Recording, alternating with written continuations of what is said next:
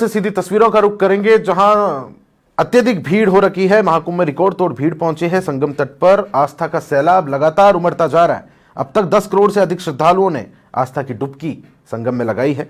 विदेश से भी स्नान करने लगातार यहां पर श्रद्धालु पहुंच रहे हैं। तस्वीरें प्रयागराज से इस वक्त आप देख रहे हैं लाइव।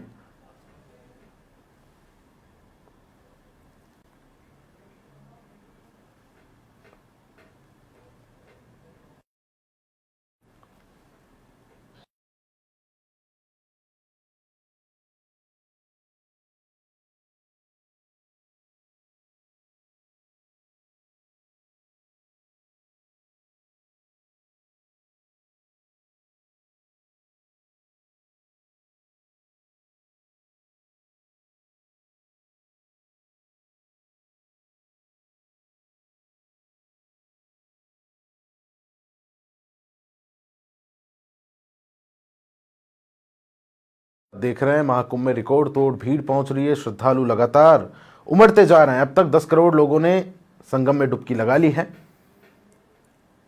मौनी अमावस्या को लेकर अगर बात करें तो सरकार लगातार अनुमान लगा रही थी कि श्रद्धालुओं के बहुतायत में पहुंचने का यहां पर सिलसिला जारी रहेगा। प्रयागराज से तस्वीरें आप देख रहे हैं। देश विदेश से भी श्रद्धालु लगातार पहुंच रहे हैं।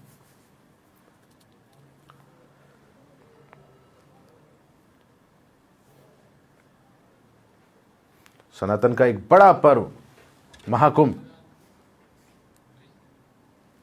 संवाददाता अमरीश, एसोसिएट एडिटर अमरीश मेरे साथ लाइव जुड़ चुके हैं प्रयागराज से। अमरीश, अब तक अगर बात करूं, मेरी आवाज आप तक पहुंच पा रही होगी, मैं उम्मीद जता रहा हूं। अमरीश,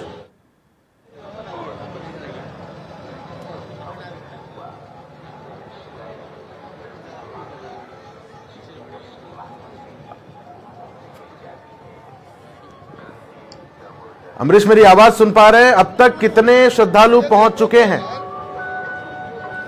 बिल्कुल, देखिए निश्चित तौर पर प्रताप, एक महाकुंभ 2025 का आज 13वां दिन है। 13 दिन में ताजा आंकड़े जो हैं वो 11.5 करोड़ के आसपास का जनमानस है जिसने अब तक आस्था के संगम में डुबकी लगा ली है। देखिए प्रताप, अब तक 11.5 करोड़ का लगभग 11 करोड़ 47 लाख के आसपास का जनमानस जो है वो सरकारी आंकड़ों के अनुसार अब तक आस्था के संगम में डुबकी लगा चुका है। महाकुंभ 2025 दिव्य और अलौकिक तो है ही, साथ ही साथ अद्भुत भी है, क्योंकि वैश्विक पटल पर जिस तरीके का आयोजन कुंभ में देखने को मिला है, हालांकि भीड़ जो है वो बहुत ज्यादा है। अगर हम रोज की बात करें तो लगभग 70 से 80 लाख के आसपास का जनमानस रोज आस्था के संगम में डुबकी लगा रहा है, पवित्र संगम में डुबकी लगा रहा है। जैसा कि हमने देखा 22 जनवरी को भी मुख्यमंत्री योगी आदित्यनाथ के साथ साथ उनके मंत्रिमंडल के 54 सदस्यों ने संगम में डुबकी लगाई थी। और लोग जो हैं वो और बाग इसलिए हो रहे हैं क्योंकि जब वो महाकुंभ 2025 में के लिए प्रयागराज आ रहे हैं तो यहाँ की जो भव्यता है, दिव्यता है, उसको देखकर वो बहुत खुश हो रहे हैं। लेकिन कुछ समस्याएं भी जब इतना बड़ा आयोजन होता है तो होती हैं, क्योंकि 11.5 करोड़ का जनमानस जो अब तक आस्था के संगम में डुबकी लगाया है, लोगों के आने का, श्रद्धालुओं का जो आने का जमावड़ा है वो लगातार बढ़ता जा रहा है। जितने लोग आ रहे हैं उतने ही लोग संगम में डुबकी लगाकर वापस भी जा रहे हैं, तो लोगों के जो आवागमन है वो थोड़ा सा बाधित होता है। वीवीआईपी मूवमेंट जो होते हैं, रास्ते बंद होते हैं, तो उसके वजह से भी कुछ समस्याएं होती हैं। लेकिन 23 तारीख को जैसा कि राज्यपाल आनंदीबेन पटेल आई थी, अब 27 तारीख को चूंकि गृह मंत्री अमित शाह का दौरा है, 29 तारीख को मौनी अमावस्या का एक बड़ा पर्व है। माना जाता है कि मौनी अमावस्या पर सबसे अधिक भीड़ होती है। जितने भी तमाम शाही अखाड़े हैं उनके लिए इस दिन यानी मौनी अमावस्या का पर्व जो है वो बहुत बड़ा है और उसके बहुत से मायने भी हैं। लेकिन मौनी अमावस्या के बाद ये भीड़ कुछ थमेगी, लेकिन मौनी अमावस्या का दिन जिस तरीके से अंदाजा सरकार लगा रही है कि 28, 29 और 30 इन 3 तारीखों के बीच में 10 करोड़ से अधिक का जनमानस जो है वो प्रयागराज की पवित्र धरती पर आएगा और आस्था के महासमागम में डुबकी लगाएगा। मेरे साथ बात करने के लिए मौजूद मेरे साथी भी हैं, जय त्रिपाठी, उनसे बात करते हैं।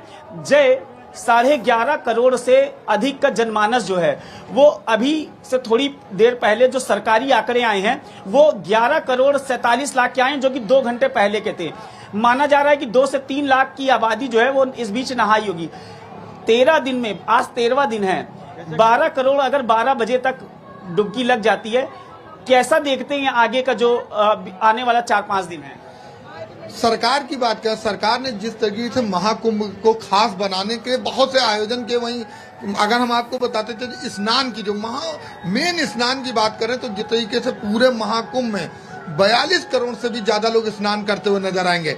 वर्तमान की जो अभी का आंकड़ा आया है उसके हिसाब से अगर देखें तो आने वाले समय में और भी ज्यादा स्नान करते हुए श्रद्धालु हैं, क्योंकि अभी मौनी अमावस 29 तारीख को, उस वक्त अपार भीड़ होगी। प्रयागराज की धरती पे पैर रखना कहीं ना कहीं मुसीबत। ट्रैफिक जिस तरीके से बाधित होता है और आम देखिए, एक इसके पीछे एक कारण ये भी है कि इतना बड़ा आयोजन हो रहा है वैश्विक पटल पर। प्रयागराज में देश विदेश से लोग आ रहे हैं, वो चाहे आगे आने वाले दिनों में हम जब अमेरिका, जापान सहित अन्य देशों के भी राजनयिकों को भी देखेंगे जो संगम में डुबकी लगाएंगे। 27 फरवरी को गृह मंत्री अमित शाह का दौरा प्रस्तावित है। 28, 29, 30 मौनी अमावस्या, 2 और 3 तारीख को बसंत पंचमी का स्नान है, ऑफिशियली 3 तारीख को है, और सूत्रों की माने संभावित दौरा 5 फरवरी को प्रधानमंत्री नरेंद्र मोदी का है। ट्रैफिक की व्यवस्था जो है वो काफी बाधित हो रही है। उससे किस तरीके से पार पा पाएगी सरकार, क्योंकि जिस तरीके से लगातार सरकार के ने जिस तरीके से प्रमोट किया है इस पूरे इतने बड़े इवेंट को, वैश्विक पटल पर विश्व का सबसे बड़ा मेला प्रयागराज में महाकुंभ होता है, क्या लगता है ट्रैफिक को लेकर क्या व्यवस्थाएं हो पाएंगी? देखिए, प्रशासन पूरी तरह जागरूक है। अगर अभी वर्तमान की स्थिति की बात करें तो लोग जब पता पूछ रहे हैं या स्थान पूछ रहे हैं तो उनको बताया जा रहा है किससे जाए, लेकिन आने वाले समय में जिस तरीके की व्यवस्था होगी, आपको बता दें कि अभी जब मौनी अमावस, बसंत पंचमी या जो अभी वीआईपी मूवमेंट है, उस वक्त अगर हम बात करें तो कहीं ना कहीं डायवर्जन भी दिखाई पड़ेगा। और जिस तरीके से बात करें तो रोडों में जो डायवर्जन होगा वो विशेष कर होगा। अभी हम बात कर लें 2 से 3 दिन के अंदर जो अभी वर्तमान स्थिति में ये निर्णय लिया गया है कि जो लोग आएंगे, जो लोग हैं वो 2 दिन, मतलब मौनी अमावस से 2 दिन पूर्व और 2 दिन बाद तक कहीं ना कहीं, चाहे अगर आपका पास भी लगा है तो भी आपको रोक दिया जाएगा, क्योंकि आप पैदल आइए और स्नान करिए, उसके बाद ही जाइए। तो यातायात कहीं ना कहीं पूरी तरह से बाधित ना हो, या वहां पर कोई भगदड़ न मचे, कोई ऐसी सूचना न मिलने पाए कि कोई ऐसी घटना हो जाए, उसके लिए कहीं ना कहीं यातायात पुलिस भी पूरी तरह से प्रशासन। समस्यात्मक तब हो जाती हैं चीजें जब वीवीआईपी मूवमेंट होते हैं, क्या पैदल क्या गाड़ी। आम जनमानस जो दूर दराज से आ रहा है प्रयागराज की धरती पर, 30 पीपे पुल बने हैं जो आपको इस पार से उस पार पहुंचाते हैं, जो घाटों पर भी पहुंचाते हैं। जब वीआईपी मूवमेंट हो रहे हैं उस दौरान मैं ये देखने को, चूंकि मैं खुद एक्सपीरियंस कर रहा हूं, और एक बड़ी बात प्रताप मैं ये भी बता दूं कि पुलिस बहुत फ्रेंडली है, वो लोगों से बहुत अच्छे से बात कर रही है, लेकिन अपना आपा खो देना या संयम खो देना ये एक बड़ा विषय है। और जिसकी शिकायत मैंने खुद कुंभ मेला अधिकारी से की और उन्होंने इसका संज्ञान किया, जिसके लिए उनको धन्यवाद दिया जाता है। लेकिन सरकार ने खुद मुख्यमंत्री योगी आदित्यनाथ जी की बात करें या फिर कुंभ मेला अधिकारी, महाकुंभ मेला अधिकारी विजय किरण आनंद जी की बात करें, उन्होंने ये कहा है कि मीडिया कर्मी जो हैं उनको किसी तरीके की समस्या नहीं होनी चाहिए अगर उनके पास प्रॉपर उनकी आइडेंटिटी है, प्रॉपर उनके पास मीडिया पास है, कवरेज पास है। लेकिन कुछ अधिकारी ऐसा है जो इसमें आपा खो रहे हैं और उनके ऊपर निश्चित तौर पर कार्रवाई भी होगी इसके बाद, जिनकी शिकायतें गई हैं। लेकिन जब इतना बड़ा इवेंट होता है तो निश्चित तौर पर ये समस्याएं, क्योंकि ये सब रूट लेवल की समस्याएं हैं जिसको पहले आपको सुधार करना चाहिए था। लेकिन चूंकि एक दिन में जब एक शहर के अंदर 1 करोड़ की भीड़ आती है और वो भी उसमें से पैदल लोग भी हैं, गाड़ियों से भी हैं, और ये देश के विभिन्न हिस्सों से आ रहे हैं, वो चाहे मध्य प्रदेश हो, राजस्थान हो या फिर दिल्ली हो, महाराष्ट्र हो, चूंकि जो हिंदू लोग हैं वो उनके लिए जो वीकेंड्स के दिन होते हैं वो बहुत महत्वपूर्ण होते हैं। वो सोचते हैं कि सैटरडे संडे को हम कैसे यूटिलाइज कर लें।